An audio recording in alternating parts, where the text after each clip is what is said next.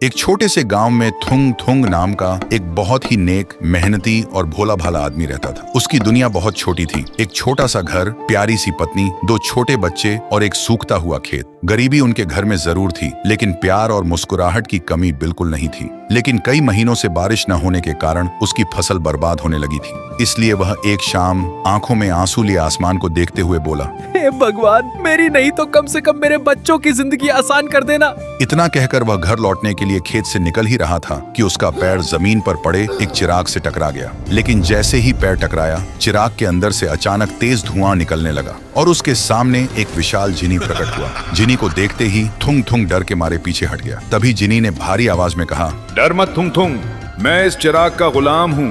तुम मुझसे 3 ख्वाहिशें मांग सकते हो। सुनते ही थुंग थुंग ने हैरानी से जिनी को देखा, फिर बोला, जिनी भाई, अगर तुम सच में मेरी मदद करना चाहते हो तो मेरे लिए कुछ मत करना। हमारे गांव के खेत सूख रहे हैं, अगर बारिश हो जाए तो पूरा गांव बच जाएगा। सुनते ही जिनी अपनी उंगली घुमाई और देखते ही देखते आसमान का रंग बदल गया। जोर जोर से बारिश होने लगी। सूखी जमीन पर पानी की बूंदें पड़ते ही पूरा गांव खुशी से झूम उठा। लेकिन सबसे ज्यादा खुश थुंग थुंग था। अगली सुबह थुंग थुंग खेत की तरफ जा रहा था। तभी जिनी ने अपना रूप छोटा करके थुंग थुंग के कंधे पर आ बैठा। जिनी को देखते ही थुंग थुंग ने प्यार से पूछा, कैसे हो जिनी भाई? सुनते ही जिनी हैरान हो गया, क्योंकि सदियों में पहली बार किसी मालिक ने उसका हाल पूछा था। तभी जिनी ने कहा, मैं ठीक हूँ, अब अपनी दूसरी ख्वाहिश मांगो। थुंग थुंग ने बिना ज्यादा सोचे कहा, जिनी भाई, मेरे गांव के हर बीमार को अच्छी सेहत दे दो ताकि सब हंस खेल कर जी सकें।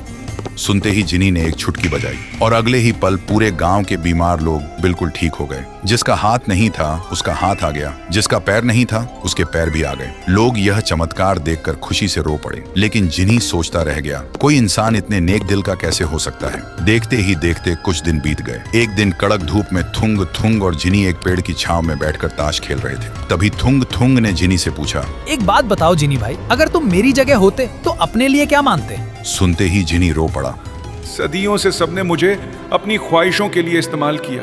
किसी ने कभी मुझे दोस्त नहीं समझा। इसलिए अगर मैं तुम्हारी जगह होता तो सिर्फ आजादी मांगता, ताकि खुले आसमान में अपनी मर्जी से सांस ले सकूं। जिनी की बात सुनकर थुंग थुंग का दिल भर आया और मुस्कुराते हुए बोला, तो फिर मेरी आखिरी ख्वाहिश ये है कि मेरा दोस्त हमेशा के लिए आजाद हो जाए। अगले ही पल चिराग टुकड़ों में टूट गया और जिनी एक आम आदमी में बदल गया। ये देखते ही जिनी ने रोते हुए थुंग थुंग को गले लगा लिया और बोला, थुंग थुंग, तुमने मुझे मेरी जिंदगी दे दी, तुम्हारा शुक्रिया। थुंग थुंग हंसकर बोला, जो चीज किसी अपने को खुशी दे उसे खुद के लिए रखने का क्या फायदा। और उस दिन के बाद जिनी उसी गांव में थुंग थुंग के साथ एक आम इंसान की तरह रहने लगा।